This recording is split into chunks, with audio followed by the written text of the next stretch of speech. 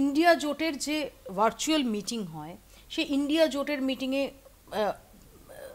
আপনাদের mister baby তিনি উপস্থিত ছিলেন, সেখানে এই এসআইআর প্রসঙ্গ ওঠে। আমরা আন্দোলনে এখনো পর্যন্ত এই রাজ্যে সেই অর্থে কি বামেদের সেই অর্থে এসআইআর নিয়ে সোচ্চার হতে, সরব হতে, অ্যাক্টিভ হতে দেখছি না।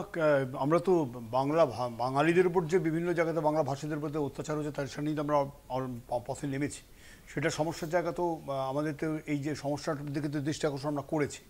দ্বিতীয় যেটা সেটা হচ্ছে কি আমাদের বক্তব্যটা খুব স্পষ্ট। আমাদের এসআইআর নিয়ে আমাদের রাজ্য সম্পাদকও বক্তব্য রেখেছেন একাধিকবার, আপনারা শুনেছেন। আমরা খুব স্পষ্টভাবে যেটা বলছি যে যা নথি চাওয়া হচ্ছে সেই নথিগুলো কিন্তু সহজলভ্য সবার ক্ষেত্রে নয়, এক। দুই, যেটা সেটা পশ্চিমবাংলার ক্ষেত্রে শোনা যাচ্ছে আরও 3-4টে নথি নাকি বাড়তি চাওয়া হওয়ার সম্ভাবনা রয়েছে।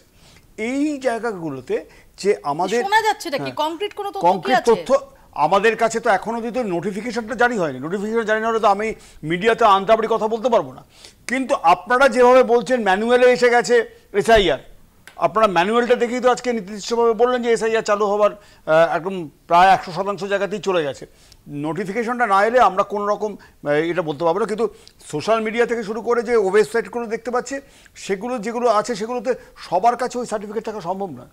এবং যেভাবে এটা বলা হয়েছে যেটা সেটা ভুয়ো ভোটার, মৃত ভোটার বাদ দেওয়া, ভুয়ো ভোটার, মৃত ভোটার বাদ দেওয়া তো আমরা একাধিকবার বলেছি। কিন্তু আমাদের ব্যাপারটা কি জানেন তো, আমরা শেষ 2024 লোকসভা নির্বাচন আগে অবধি আমরা একাধিকবার গিয়েছি আমাদের নির্বাচন কমিশনের কাছে, কলকাতার দপ্তরে, আমাদের কলকাতা জেলা থেকে শুরু করে রাজ্য দপ্তরের যারা দায়িত্বপ্রাপ্ত প্রতিনিধি ছিলেন তারা গিয়েছিলেন। আমরা মৃত ভোটারদের নাম বাদ দিতে চেয়েছি, যেটা বারবার উদাহরণ হচ্ছে দ্বিজেন মুখোপাধ্যায়।